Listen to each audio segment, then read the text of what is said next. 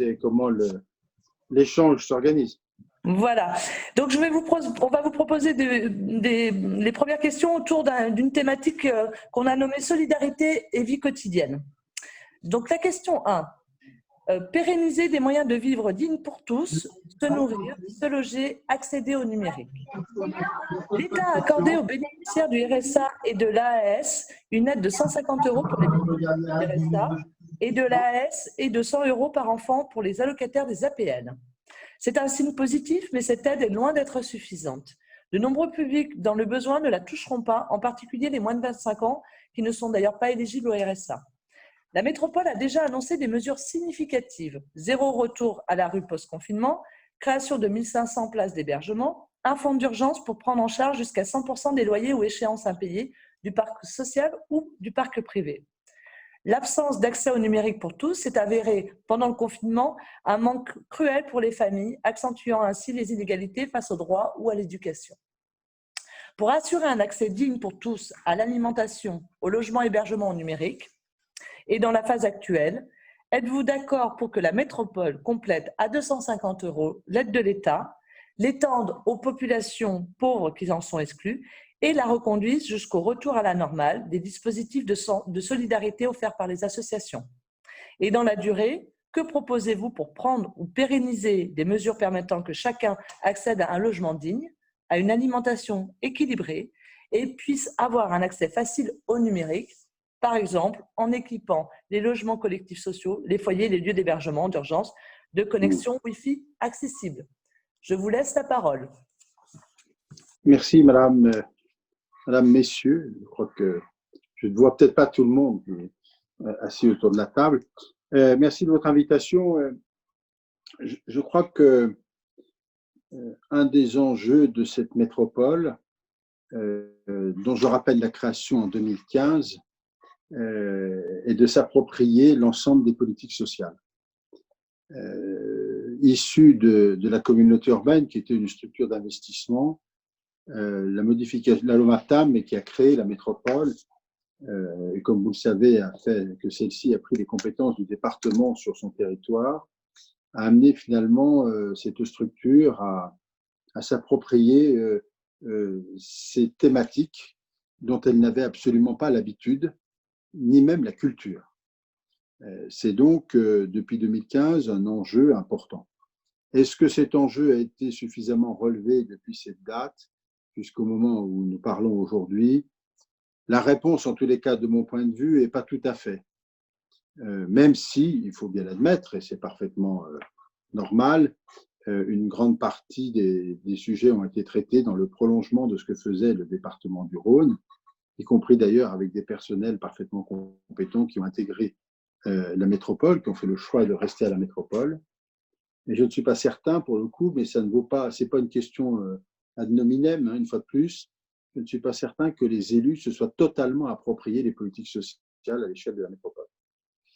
Je ne dis pas que c'est totalement exclu, mais je trouve, en tous les cas de mon expérience d'élu de cette collectivité locale, désormais, nous n'avons pas suffisamment, en tous les cas c'est mon impression, abordé de façon claire l'ensemble des politiques sociales et la cohérence de l'ensemble de ces politiques sociales. Je ne juge pas particulièrement, c'est très difficile pour une collectivité locale qui fusionne comme ça avec des projets aussi lourds et qui devient une collectivité aussi importante de régler tous les problèmes dans les mois ou même dans les années qui suivent et que cette appropriation doit se faire. Pour autant, tout ça pour vous dire que je considère que le mandat qui s'ouvre est aussi un mandat dont la vocation, et vous me permettrez cette expression sans doute maladroite, qui est de donner à cette métropole de la chair au vrai sens du terme et de la faire exister, cette nouvelle collectivité locale, autour pas seulement des projets de développement urbain, d'aménagement, d'économie, et ainsi de suite, mais aussi qu'elle soit qu'on arrive à construire au sein de cette métropole un destin collectif et quelque chose de plus humain que ça n'a pu l'être jusqu'à maintenant. Une fois de plus, je ne suis pas nécessairement dans la caricature, je suis peut-être dans la simplification, mais c'est ainsi que je ressens les choses. Et en particulier parce que la population elle-même ne s'est pas encore approprié cette collectivité locale. elle ne l'a pas encore, elle reste très attachée aux premiers échelons de démocratie que sont les communes, mais la métropole n'est pas encore identifiée comme étant l'interlocuteur privilégié qui s'est substitué au département et qui est en capacité de porter politique sociale. C'est sans doute affaire de communication, d'information, pas seulement, c'est aussi affaire de politique.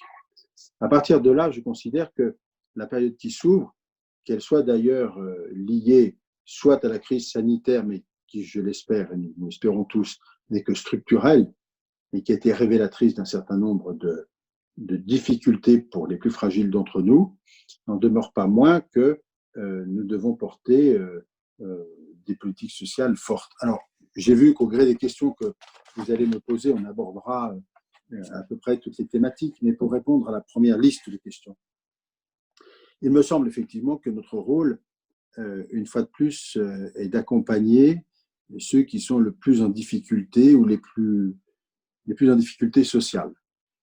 Il y a de multiples raisons d'être en difficulté sociale. On n'a peut-être pas le temps de toutes les aborder ce soir et c'est peut-être pas le sujet. En tous les cas, ce qui est sûr, c'est que la solidarité métropolitaine doit jouer à plein pour ceux qui sont dans la plus grande difficulté. Donc, de ce fait, sur les premiers points que vous abordez, en particulier sur les compléments de 250 € de l'État, je suis favorable à cela. La question restera de savoir dans quelles conditions et dans quelles proportions les choses peuvent se faire, avec ce souci permanent qui est le mien en tous les cas, de considérer qu'une aide de caractère qui est accordée ne doit revêtir qu'un caractère temporaire, tant l'accompagnement à côté doit se faire pour accompagner justement la personne aidée à retrouver ce que moi j'appelle communément, peut-être aussi de façon maladroite, le droit commun de la vie, pour faire très simple. Et une fois de plus, très, très, très simplifié. Donc, sur ce point-là, oui, je crois que ce travail ne peut se faire, évidemment, que dans un travail collaboratif assez étroit avec les structures sociales qui s'en occupent, avec les différents services sociaux qui sont à la métropole, mais qui sont également d'État, de façon à ce que nous ayons une action qui soit non pas individuelle au sens institutionnel du terme, mais collective et cohérente au sens des différents intervenants et des différents financeurs. Alors ensuite, comment pérenniser, vous évoquiez l'accès à un logement digne, l'alimentation équilibrée et l'accès au numérique. C'est le problème de fond qui se pose sur la notion très large de l'hébergement d'urgence, le logement social, mais plus loin que ça, dans l'hébergement d'urgence. Il faut, je le crois, continuer. D'abord, sur la dignité du logement, il y a deux choses. Il y a d'abord, si je comprends bien votre question, il y a la qualité de celui-ci au sens matériel du terme, et il y a la qualité de l'accueil et de l'hébergement offert à la personne qui doit être aidée.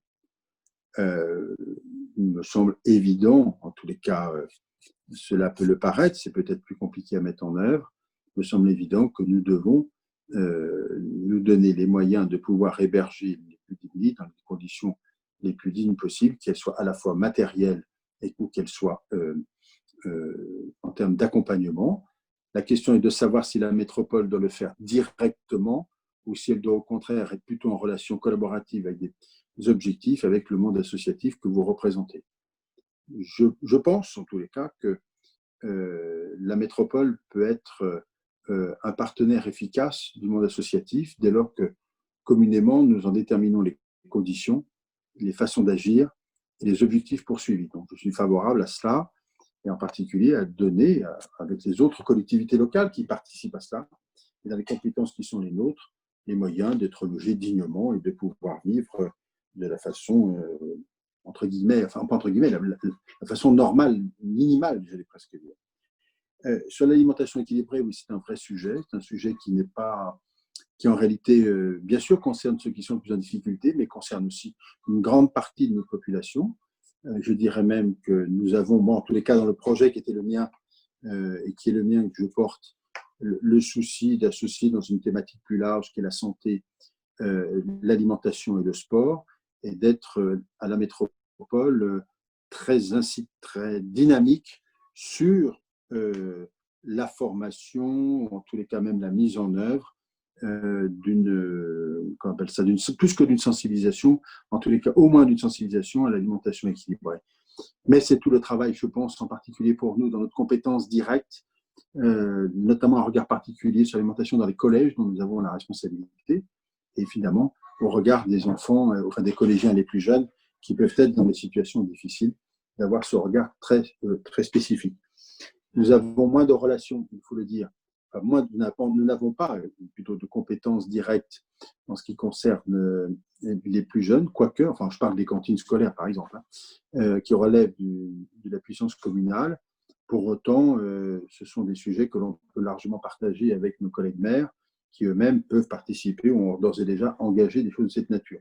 Je l'ai fait comme maire à Oulin pendant des années, et je l'avais effectivement porté à la fois dans les formations des familles les plus en difficulté et à la fois dans les milieux scolaires oulinois pour les enfants pour tous les enfants, mais singulièrement en regard particulier pour ceux qui étaient les plus en difficulté. Donc oui, évidemment là-dessus, c'est une priorité. J'allais dire que c'est pour moi une priorité beaucoup plus, enfin, presque toute génération, si vous me permettez cette expression. Et puisque la question porte sur les plus jeunes et en particulier les plus en difficulté d'entre nous, oui, bien sûr. L'accès facile au numérique, ça me paraît tellement évident, même si vous avez raison de poser la question, que les bâtiments que l'on construit ou qui hébergent, ou les lieux d'hébergement, doivent être d'ores et déjà, par principe, équipés de moyens de Wi-Fi accessibles, en tous les cas de capacité de connexion facilitée. Ça paraît aujourd'hui presque une évidence, ce qui hier pouvait être considéré comme une possibilité. Mais la situation telle que nous l'avons vécue a été un peu révélatrice de ce point de vue-là. Nous devons le faire à chaque fois que nous construisons, notamment dans nos logements sociaux, foyers ou autres lieux d'hébergement. D'ailleurs, la question ne se pose pas, elle pourrait être un principe, sauf s'il y avait des raisons de sécurité impérieuses qui nous empêchent de le faire, naturellement. Voilà ce que je pouvais dire à ce stade de ces deux premières questions, et je vais sans doute ne pas respecter le fait qu'il faille être concis et peut-être précis. Merci beaucoup, Monsieur Buffet, pour ces premières réponses. La deuxième question concerne la politique du grand âge. La crise sanitaire a révélé la vulnérabilité des personnes âgées. Beaucoup d'entre elles, résidant en EHPAD, sont mortes de l'épidémie, et souvent dans des conditions de solitude inhumaines. À l'inverse, les personnes âgées résidant chez elles s'en sont en général mieux sorties, grâce en particulier à des solidarités de voisinage palliant la raréfaction des visites de proches. Envisagez-vous que la métropole prenne l'initiative d'une remise à plat du soutien aux personnes âgées et pas des aides à domicile? Cette analyse déboucherait sur un projet de moyen terme associant toutes les parties prenantes autour de quelques objectifs majeurs. Ouvrir les EHPAD sur leur environnement, favoriser le maintien à domicile et la vie sociale des seniors, améliorer la rémunération et la qualité de vie au travail des professionnels du grand âge et des aidants proches. Alors, sur ce point, je ne sais pas si vous avez pris le temps ou l'opportunité de lire ce qu'on avait pu écrire dans le cadre de la campagne électorale sur le premier tour sur le maintenant, mais moi, en matière sociale, un des grands sujets métropolitains, c'est effectivement l'hébergement des personnes âgées dépendantes. On a un dispositif qui est insuffisant en termes quantitatifs. On a un dispositif qui est injuste en termes de coûts, et on a même un dispositif qui, pour un certain nombre de personnes les plus âgées d'entre nous, les plus dépendantes, est quasi inaccessible, compte tenu effectivement des prix de journée. Donc, quand on cumule tout ça, on se rend compte que ce soit dans le domaine privé ou associatif, moins cher, ou public, il y en a quelques-unes. Nous ne remplissons pas, en tous les cas, nous ne sommes pas en capacité de remplir l'objectif qui doit être le nôtre, c'est-à-dire de multiplier les hébergements et de les rendre accessibles, j'entends, financièrement. Ça, c'est la première chose. Et il y a un effort important à faire par la métropole sur ce point, probablement à établir un plan de mandat, sur le mandat, un plan de réalisation de construction, bien sûr, mais aussi d'aide de structures existantes. La deuxième chose, sur l'ouverture de ces établissements sur l'extérieur, je ne fais de procès à personne, j'ai plutôt le sentiment, en tous les cas pour avoir vécu à titre personnel, pour des raisons personnelles, pendant la période du Covid, le fait d'avoir quelqu'un dans une structure de cette nature, les choses ont plutôt été gérées le mieux possible, avec un dévouement incroyable, à la fois du personnel, c'est une chose, mais aussi le maintien du lien avec les familles quand il y en a, et en tous les cas quand il n'y en a pas, de ce que j'ai vu de façon pratique, le souci de s'occuper de ceux qui étaient les plus isolés pour passer la période. Faut-il que la métropole intervienne de ce point de vue-là? En tous les cas, elle doit être incitative dans les structures et dans les politiques de personnes qu'elle mène pour les personnes les plus âgées et celles qui sont les plus dépendantes. Quant au maintien à domicile, nous savons tous que c'est plutôt un objectif prioritaire. Le temps qu'une personne peut rester chez elle, c'est bien le mieux qui puisse lui arriver et qu'il faut effectivement, dans ces cas-là, avoir les éléments financiers suffisants pour permettre de maintenir, de mettre en place les moyens de ce maintien à domicile, qui n'est pas toujours facile par ailleurs, soit pour la personne elle-même, soit pour des conditions matérielles tout simplement, soit parce que c'est pas possible, parce que la personne à un moment ou à un autre ne peut plus en bénéficier. Donc là, je pense qu'il y a un travail de fond à faire avec l'ensemble des intervenants pour essayer de faire un état des lieux. Moi, je vous dis très simplement et très librement qu'au stade, au moment où je vous parle, je n'ai pas une vision suffisamment précise pour quantifier les choses, notamment sur l'état sanitaire ou les besoins qui sont attendus. La réalité, c'est qu'il y a un vrai travail à faire, car il y a une vraie urgence de ce point de vue-là. Ça, je suis par contre intimement convaincu sur le principe, et qu'il faut aller très vite. En tous les cas, l'élection passée, la potentielle élection à la présidence de la métropole entraînerait immédiatement un travail de fond dans les 6 mois qui viennent pour un état des lieux précis et en déterminer les actions sur le mandat. Ça, je le crois sincèrement. Quant à la rémunération des différents personnels, il y a évidemment, je crois que le débat il est national, la nécessité d'une revalorisation de celui-ci.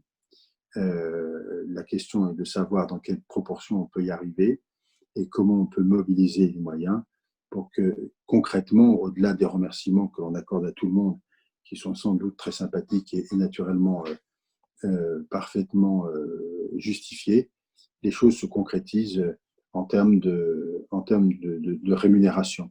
Il y a un sujet sur lequel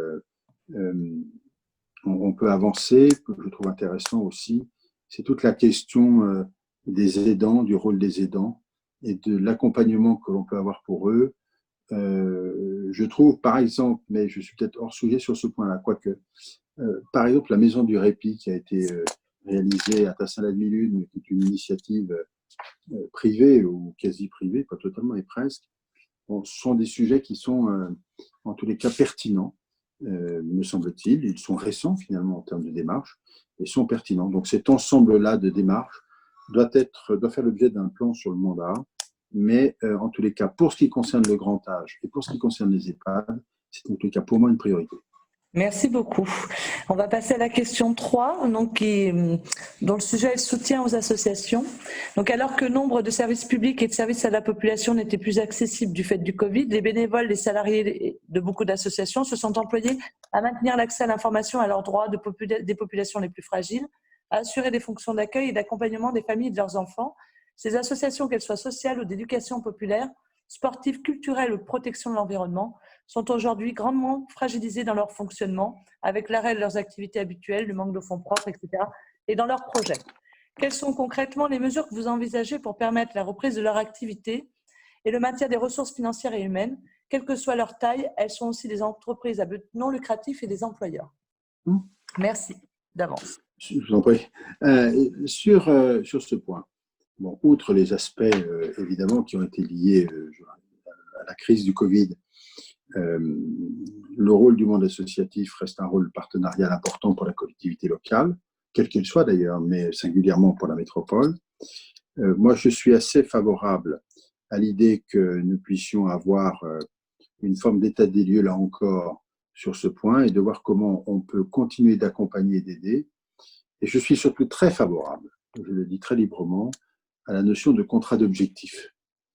Car cela me paraît assez essentiel que l'on puisse établir, notamment pour les subventions les plus importantes, que l'on puisse établir avec chacune des structures dans le secteur dans lequel elle intervient, qu'elles soient, vous l'avez évoqué, elles ont plusieurs natures, que ce soit culturelles, environnementales, sportives, d'éducation populaire ou autres, nous puissions avoir, de ce point de vue-là, un contrat d'objectif. Pourquoi je dis ça? Parce que j'ai fait ça à Oulin il y a quelques années.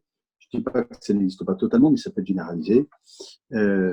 Ça a deux avantages, c'est que ça donne à l'association une vision, une vision, une durée, en tous les cas un axe précis voulu par la collectivité publique, ce qui n'exclut pas qu'elle-même ait d'autres activités à côté, c'est un autre sujet.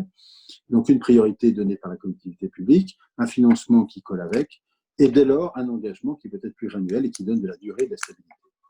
Je crois beaucoup à ça, et je suis intimement convaincu qu'il faut se donner le temps de le construire. Alors, selon les thématiques, évidemment, ou selon la taille des associations, vous l'avez rappelé, les moyens sont différents. Bien sûr que le monde associatif est un monde quelque part, pas quelque part, j'allais dire, les dirigeants d'associations, quels qu'ils soient, sont de plus en plus… Ah, ça a disparu. Qu'est-ce qui se passe? Allô, allô? Nous, on vous entend, hein? On vous voit. Alors moi, je ne vous vois plus. Ça y est, vous revoilà. Je reste un petit peu… c'est un monde d'employeurs au sens large du terme. Et naturellement, donc de salariés, donc de création d'emplois, donc créatif d'emplois, s'inscrivant dans une logique qui est une logique tout à fait d'action solidaire. Alors, à but non lucratif, oui, bien sûr. Bon, chacun sait ici que certaines structures associatives importantes ont quasiment une fonction d'entreprise, d'autres une fonction qui reste associative. En tous les cas, il y a un rôle important à faire, à avoir, et donc il faut l'accompagner de façon très simple. Et moi, je crois beaucoup au contrat d'objectif et à la durée de l'engagement. Merci beaucoup. On va passer directement à la quatrième question qui concerne l'accompagnement des enfants et adolescents, des jeunes les plus fragiles et des mineurs isolés. Les acteurs de l'éducation nationale, de la jeunesse et de la vie associative, ainsi que de l'enseignement supérieur, se sont mobilisés et le restent aux côtés des responsables de ces ministères et des collectivités territoriales. Il serait d'abord souhaitable que l'école puisse reprendre pour tous au plus vite. Pour les étudiants, diverses mesures sont annoncées par l'État, concernant notamment les bourses, les stages, les jobs d'été.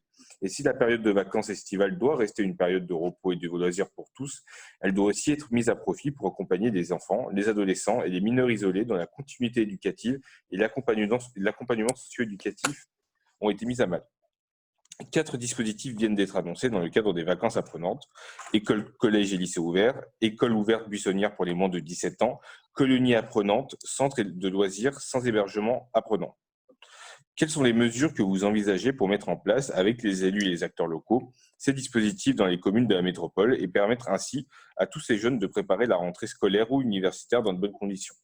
Qu'envisagez-vous pour assurer la continuité du dispositif d'hébergement et d'accompagnement des mineurs non accompagnés? Merci beaucoup. La question de l'éducation, parce que c'est finalement la question que vous posez, mais je crois comprendre que en fait, vous la limitez, mais peut-être que je comprends mal, à la période post-crise sanitaire et donc à la période estivale qui s'ouvre en prévision de la rentrée prochaine.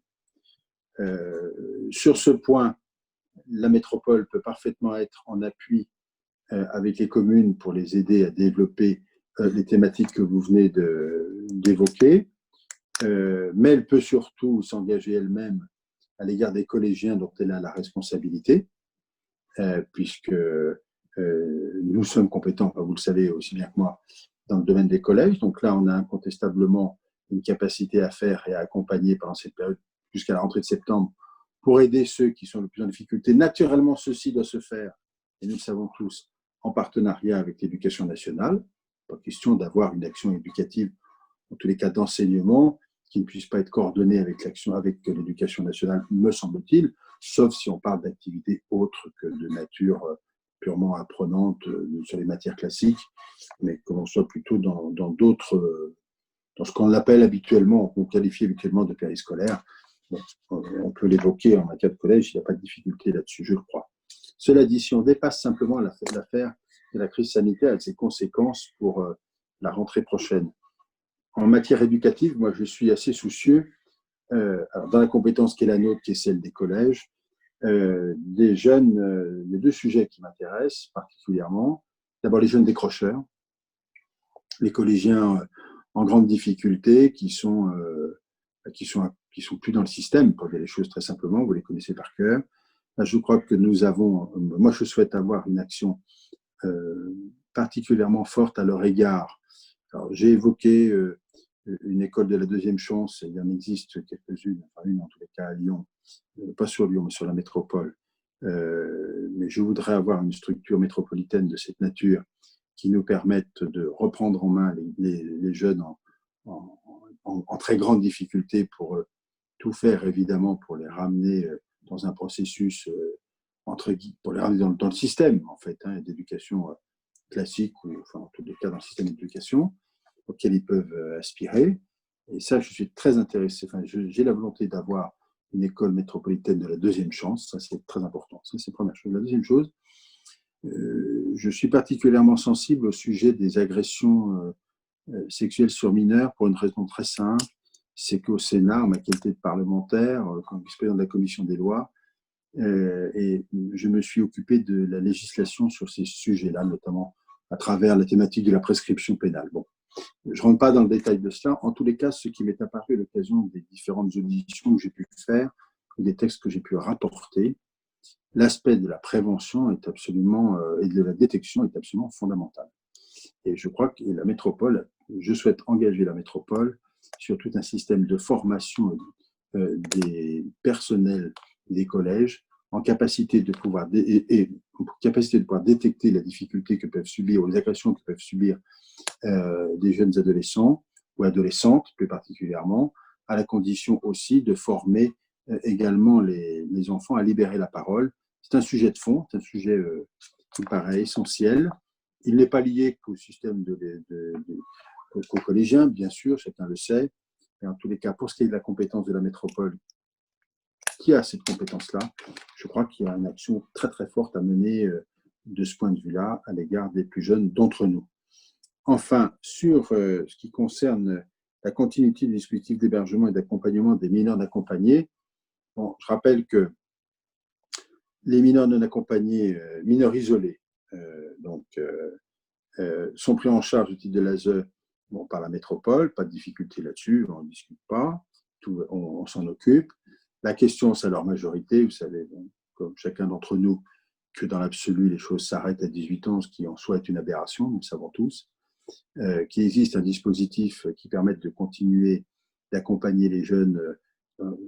Tous les départements l'ont quasiment mis en place pendant 2 ans supplémentaires, de façon à ne pas les laisser dans la nature à l'âge de 18 ans. Oui, il faut continuer de le faire, bien évidemment.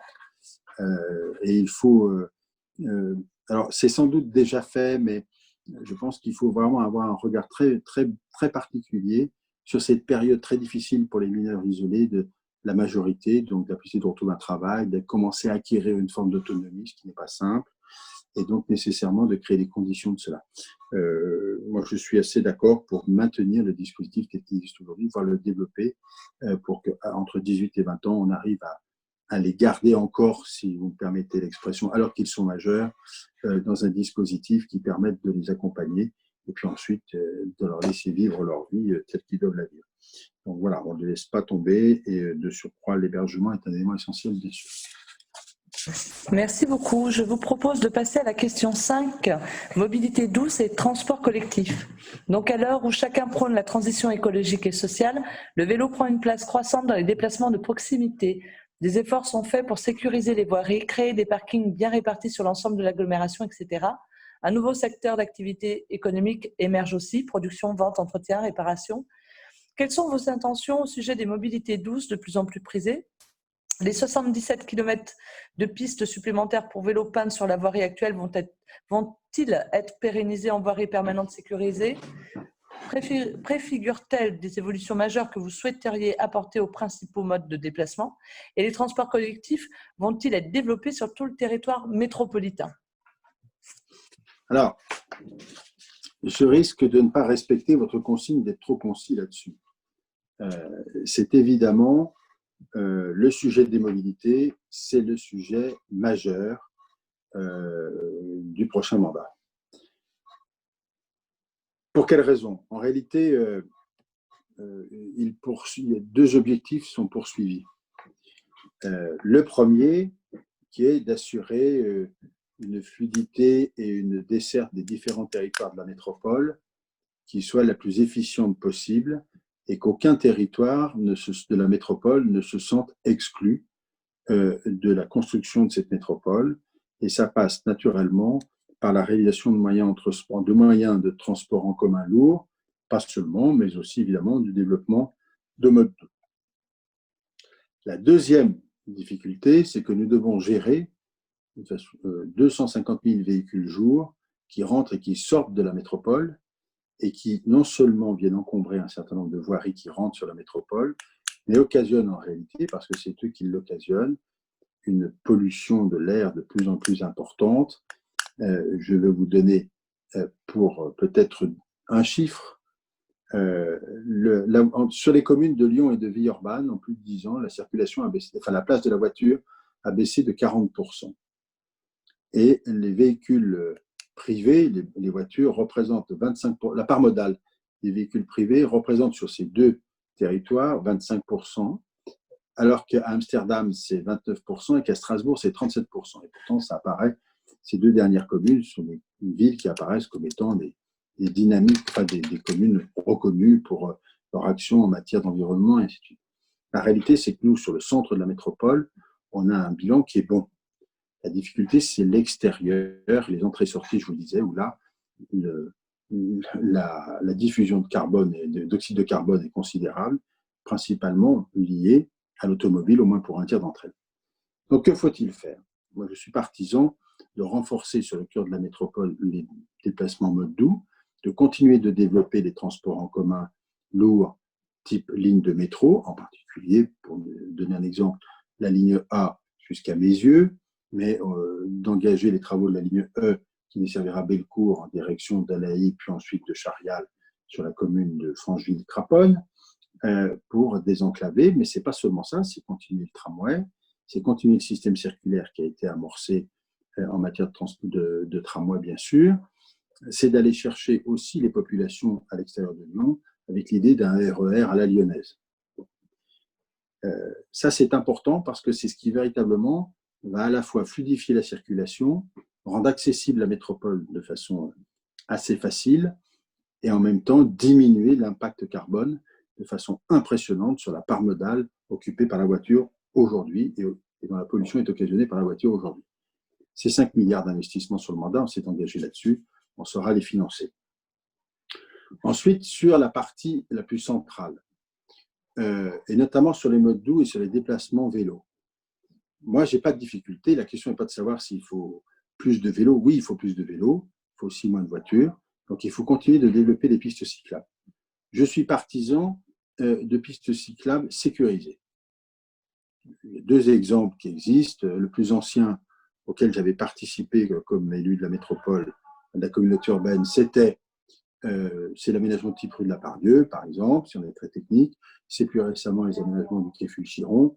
Tout ça, ça fonctionne parce que ça a une sécurisation qui est mise en place et là, on fonctionne. En revanche, les peintures faites sur les voiries en urgence dans ces dernières semaines montrent à l'évidence que ça ne fonctionne pas et que ce n'est pas une bonne solution. La preuve en est, c'est qu'on s'est retrouvé, notamment sur l'avenue de Saxe, je la cite parce que c'est celle qui m'est parue la plus symbolique, avec des queues de voitures, des bus coincés dans la circulation, finalement des voitures qui stagnent, la pollution qui continue, et très peu de monde sur ces pistes cyclables. Ok, je suis assez libre ce soir, nous sommes vendredi, on fait un peu de la politique politicienne, on sort un projet comme ça pour dire qu'on fait des pistes cyclables. La réalité, c'est que ça ne fonctionne pas. En revanche, que l'idée de fond puisse être retenue et que l'on puisse aménager un certain nombre de voiries avec des pistes cyclables et de développer des pistes cyclables sécurisées, la réponse est oui. Tout ça s'inscrit dans un système cohérent d'aménagement des politiques de déplacement.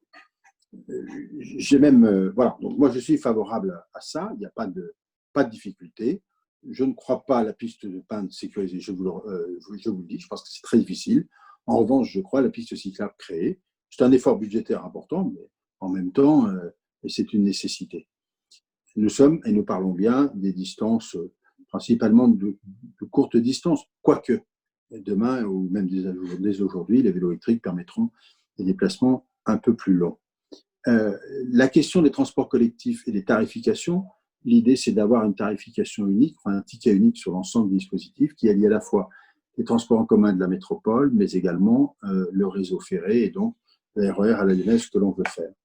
Voilà ce que je crois. Je pense que, notamment pour les plus jeunes d'entre nous, je me considère quand même pas trop vieux non plus, le développement du vélo intramuros de la métropole fonctionne très bien, mais il ne peut pas être exclusif d'autres dispositifs de transport en commun lourd qui permettent de gagner sur la voiture et qui permettent d'assurer la fluidité et donc aussi d'avoir un effort environnemental puissant. Merci beaucoup. On va tout de suite passer au deuxième thème de cette audition qui concerne l'économie et l'emploi, avec la question numéro 6 qui parle de conditionnalité des aides aux entreprises. La métropole a créé un fonds d'urgence de 100 millions d'euros pour aider les entreprises locales affectées par la crise sanitaire. Au-delà de cette aide ponctuelle, la métropole développe des services importants en faveur de la création et de l'implantation d'entreprises, en particulier dans les secteurs de haute technologie, industrie, sciences de la vie, clean tech, numérique.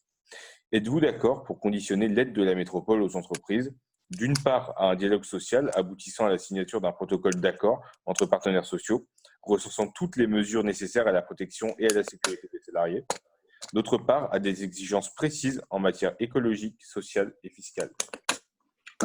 Si la question est-ce que vous acceptez qu'une entreprise s'installe sur la métropole et qui de surcroît, si l'entreprise ne respecte pas les règles sociales de base et singulièrement les règles de sécurité, la réponse est non, je n'accepte pas ça.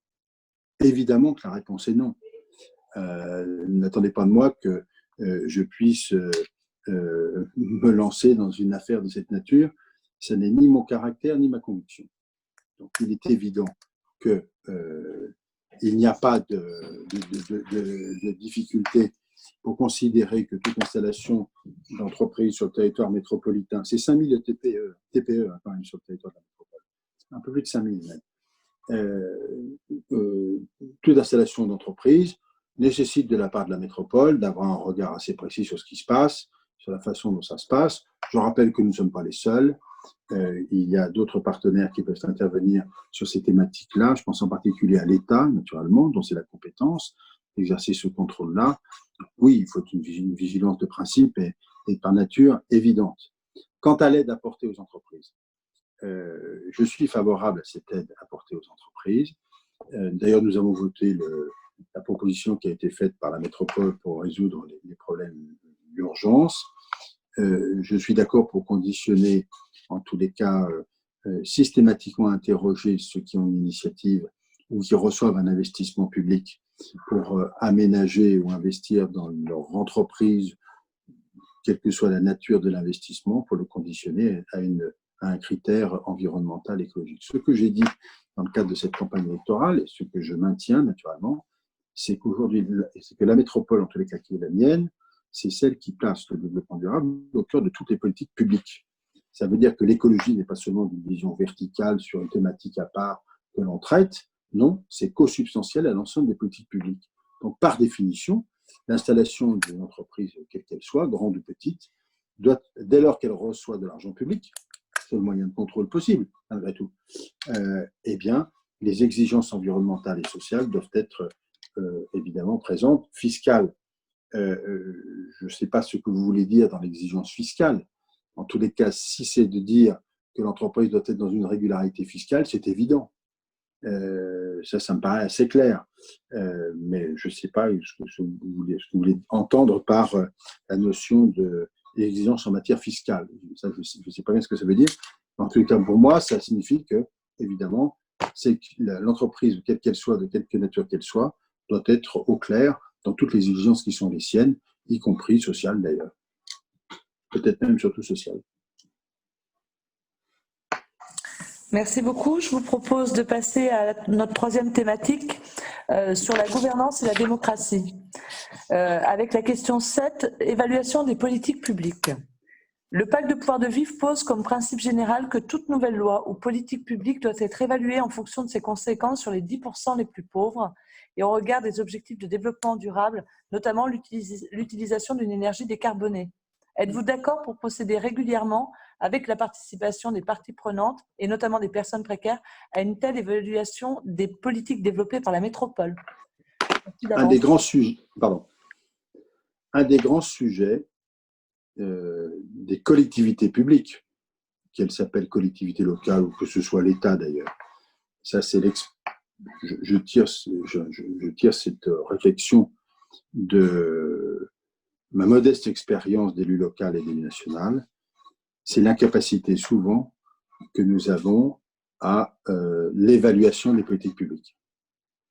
Nous avons donc, si on veut que les politiques publiques, que les collectivités locales ou l'État en tous les cas, avancent de façon, j'allais dire, responsable, au sens large du terme, nous avons besoin d'avoir une évaluation continue des politiques qui sont menées, et singulièrement au regard de l'usage de l'argent public, c'est une première chose, et pas seulement, parce que, j'allais dire, la finance n'est qu'un moyen, n'est pas une fin, en tous les cas pour moi c'est cela, et la deuxième chose, nous avons besoin de vérifier la corrélation entre les politiques au sens large que l'on veut mener et l'efficacité des moyens qui sont mis en place pour obtenir ces résultats. En conséquence de quoi? Une bonne évaluation des politiques publiques, elle ne peut pas se faire en interne. En tous les cas, on ne peut pas s'auto-juger. On ne peut pas être jugé parti, ça me paraît assez simple. Donc moi, je suis très partisan de mettre en place une commission, enfin, il reste à déterminer la structure. Il ne faut pas que ce soit, le général de Gaulle aurait dit, un machin supplémentaire, mais une structure, en tous les cas, efficace ou efficiente, qui nous permette d'avoir le regard extérieur en toute transparence et qui permette d'évaluer ces politiques.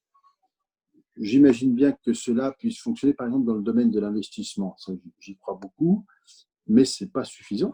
Je crois que toutes les actions qui sont menées doivent être évaluées. Et je suis donc favorable à la mise en place d'un dispositif interne à la métropole, ouvert au sens large, on va dire, j'aime pas beaucoup ce terme, à la société civile, au monde associatif, on le qualifiera comme on voudra, à quelques experts, pour que chaque année, au cours de l'année, il y ait une évaluation qui soit faite des politiques menées. Exemple très concret, à partir du moment où je prends l'engagement d'avoir un programme important, notamment à l'égard des personnes âgées dépendantes, eh bien, on doit pouvoir se dire rendez-vous dans un an une fois qu'on a décidé, où on en est, qu'est-ce qu'on a fait, est-ce que c'est efficace, pas efficace. À partir du moment où on décide d'intervenir dans les collèges pour aider les gamins les plus en difficulté, est-ce que c'est des mots, ou est-ce que c'est concret, est-ce qu'on avance ou est-ce qu'on n'avance pas? Bon, pour toutes ces politiques-là, ou les politiques sociales, les politiques d'hébergement que vous évoquiez tout à l'heure sur la qualité de l'hébergement d'urgence, je n'ai aucun souci pour engager ce type d'évaluation aussi. Je pense que d'abord, c'est utile pour vous-même, enfin pour nous d'abord, pour savoir où on en est, ça c'est pas clair, mais pour vous-même, face à un jugement que vous pourriez porter sans avoir tous les éléments. Et donc de ce fait-là, je crois à la transparence et je crois effectivement à ce qu'on puisse mettre en place ce type de moyens. En tous les cas, je le ferai. Merci beaucoup pour votre réponse. On va donc passer à la dernière question qui concerne la conférence territoriale de la transformation écologique et sociale. La crise que nous vivons appelle à repenser collectivement notre mode de développement pour favoriser la résilience de notre société et nous prémunir de prochaines crises, en particulier climatiques, et ceci à tous les niveaux, européen, national, territorial. Cette réflexion collective doit impliquer les acteurs politiques, la société civile organisée et les citoyens, et s'appuyer sur des échanges et des interpellations approfondies entre les citoyens et les élus. Êtes-vous d'accord pour organiser dès la rentrée de septembre, à l'échelon de la métropole, une conférence territoriale de la transformation écologique et sociale, réunissant tous ces acteurs, s'appuyant sur une méthodologie précise et débouchant sur des projets et des actions politiques apportant des réponses à ce que la crise sanitaire nous a appris? La réponse est oui, et c'est très complémentaire de la question précédente, en réalité. Moi, je suis partisan que dans l'exécutif de la métropole, soit rattaché à moi directement, soit à moi, si je suis élu, naturellement, je ne fais pas d'anticipation qui serait pas tout à fait sérieuse, mais devenant président de la métropole, je rattacherai soit auprès de moi, soit à travers l'exécutif, c'est-à-dire en confiant une vice-présidence, à une personnalité dont la charge exclusive serait de veiller à la surveillance. En tous les cas, la coordination et la mise en œuvre de toutes les logiques liées au développement durable dans l'ensemble des politiques publiques. C'est une sorte d'élu qui aurait cette charge de bien contrôler que chacun de ses collègues dans sa délégation applique bien les principes que nous sommes donnés. Bien, ça c'est une chose. Mais cela n'est pas exclusif d'une démarche telle que vous l'imaginez à la rentrée, qui pourrait parfaitement balayer, après que nous-mêmes ayons fait un point de la situation telle qu'elle existe aujourd'hui, et que l'on puisse travailler sur la base d'un rapport qui soit objectif sur la situation actuelle, pour que l'on puisse ensuite progresser et échanger sur ces points-là. Donc ça peut se faire en septembre, ça peut se faire en octobre, à la limite la date n'a pas d'importance, c'est le principe qui compte. Enfin, il ne faut pas que ce soit, il faut que ce soit assez rapidement, mais c'est le principe qui compte, et moi je suis favorable à ça. Je suis favorable parce que, je vais être très franc avec vous, on me fait le procès de ne pas être sincère en matière environnementale et écologique. En tous les cas, mes contradicteurs, je ne dis pas mes adversaires, mes contradicteurs. Je ne sais pas pour quelle raison, mais peu importe. Je pense que les raisons de circonstance font que cela facilite. Mais la seule réponse réelle que je peux apporter, j'en ai deux, c'est l'expérience de ce que j'ai vécu dans ma commune et ce que j'ai mis en place, bon, c'est un élément. Et pour l'avenir et pour la suite, c'est d'avoir ce type de démarche qui permettent d'objectiver les choses et de poser les choses de façon transparente. Peut-être qu'on sera d'accord sur tout, peut-être qu'on ne le sera pas. Dans tous les cas, le débat aura lieu. Et ça, je pense que ça me paraît essentiel dans cette gouvernance nouvelle qui peut s'ouvrir à la métropole.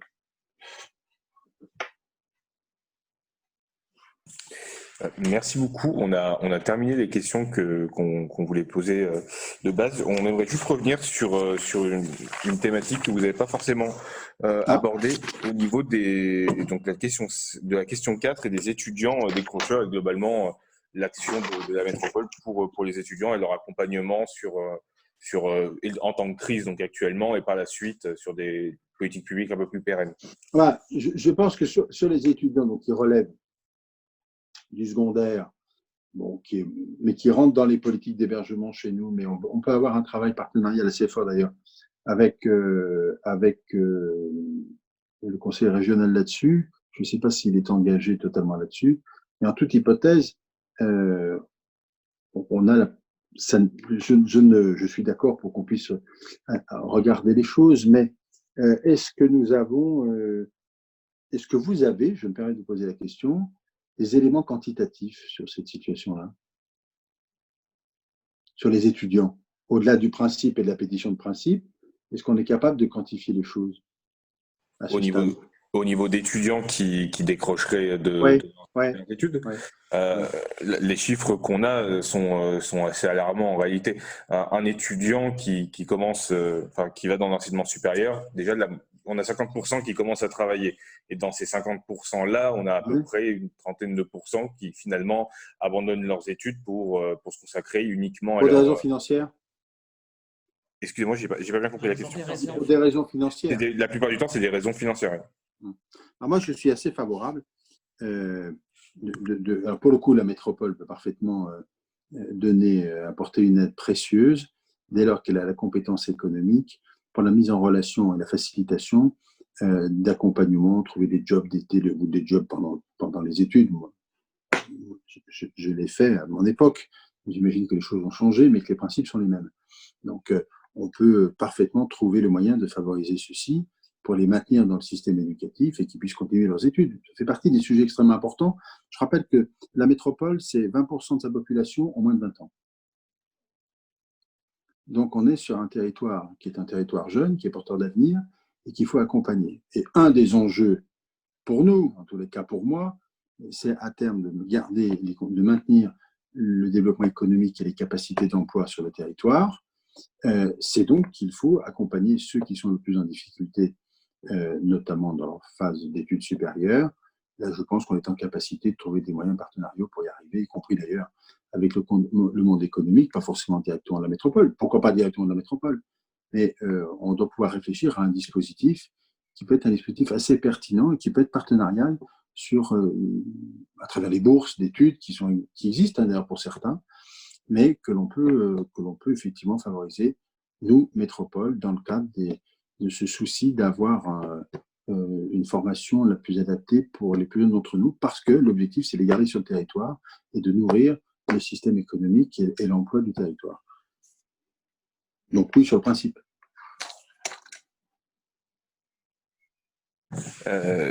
Merci beaucoup pour cette réponse. Il y avait une question sur les jobs d'été, je crois, que vous avez vu. Peut-être que je n'y ai pas répondu, parce qu'il est incontestable, en revanche, que sur ce point-là, on n'est pas tous logés à la même enseigne. Il y a ceux qui ont, je vais être assez direct, qui ont du réseau, qui arrivent toujours à trouver parce qu'ils connaissent un tel ou un tel pour trouver un boulot pendant l'été. Et puis il y a ceux qui, malheureusement, n'ont pas. Et c'est ceux-là qu'il faut aider, naturellement. Et donc là, pour le coup, la métropole est aussi très en capacité de mobiliser son tissu économique pour favoriser cela. Donc ça, moi, je suis assez favorable à ça parce que ça me paraît naturel au sens humain du terme. À partir du moment où la collectivité publique est là, elle doit pouvoir aider ceux qui sont le plus en difficulté, évidemment. Et notamment sur ce point-là, ça me paraît important. Même nécessaire au-delà d'être important. Écoutez, merci beaucoup. Je ne sais pas si vous voulez peut-être conclure, vous, sur une thématique ou un sujet sur lequel vous voudriez aborder. D'une manière générale, peut-être un mot sur l'aspect social des choses et sur, en tous les cas, l'idée que je me fais de la métropole.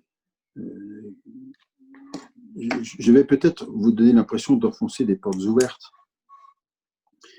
mais je pense que cette métropole n'aura de chance de réussir, ou réussira au sens premier du terme, que si elle est capable d'emporter tout le monde et d'emmener tout le monde, y compris, et donc, par définition, ceux qui sont les plus en difficulté, la nature étant en difficulté, et des difficultés étant extrêmement larges. Je suis toujours favorable à la responsabilité individuelle, parce que ça me paraît normal que chacun soit en capacité de se prendre en charge et de décider pour lui-même. En revanche, je suis parfaitement conscient, et heureusement d'ailleurs, je le crois, que beaucoup d'entre nous subissent des situations qui les fragilisent fortement, soit pour des raisons, de multiples raisons, et que le rôle de la collectivité publique est de les aider, de les accompagner. Et donc, la métropole, de ce point de vue-là, en matière de logement, pas seulement, en matière d'éducation, en matière de formation, en matière de retour à l'emploi, en matière de solidarité au sens premier du terme, doit porter une politique ou des politiques qui sont des politiques de solidarité fortes. Ce n'est pas toujours une question d'argent. C'est souvent une question d'argent et de moyens. Bien sûr, il n'y a pas de doute là-dessus. Ne me faites pas dire ce que je ne veux pas dire. Mais ce n'est pas qu'une question d'argent.